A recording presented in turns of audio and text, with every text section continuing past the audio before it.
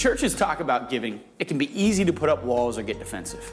However, for just a moment, allow yourself to hear what we mean when we say Branches values giving. We're not just talking about giving in regards to money, we're talking about being people who live generously in every area of our lives. We want to be people who are willing to leverage all that we have for eternity, exchanging temporary things to make an eternal impact. That is what Jesus was all about. And he wants us to partner with him in bringing a little bit of heaven to earth. What does that look like? Maybe it involves volunteering somewhere that holds a special place in your heart. Or maybe it involves investing your finances in an effort to improve the lives of others around you. This could be within your local community, your church, or even to a global organization making a difference.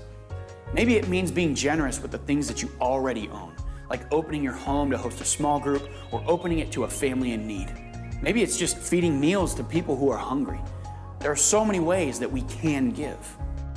If we really break down what giving means, it's being generous with your time, with your talent, and with your treasure. And this isn't something that we made up.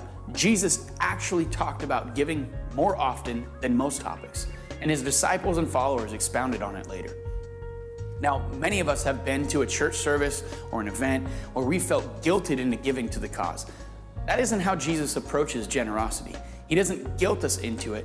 He invites us into a lifestyle of generosity and giving in response to his own generosity. Here are just a few of the things that the New Testament tells us about generosity. Paul says, husbands, lay down your lives for your family.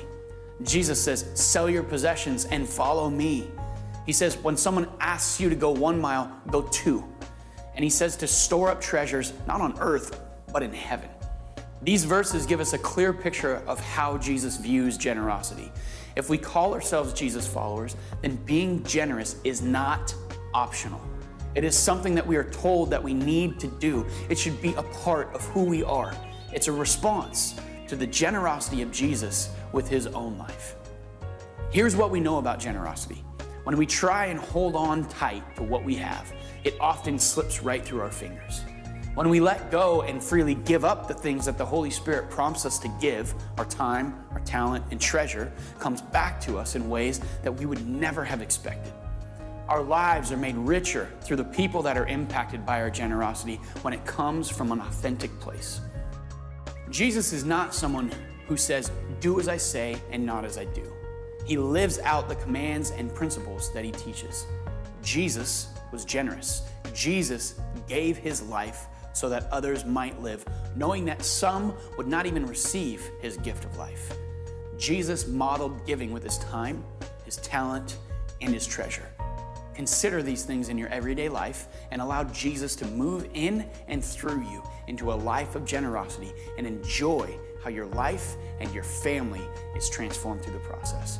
Make giving a value to live by.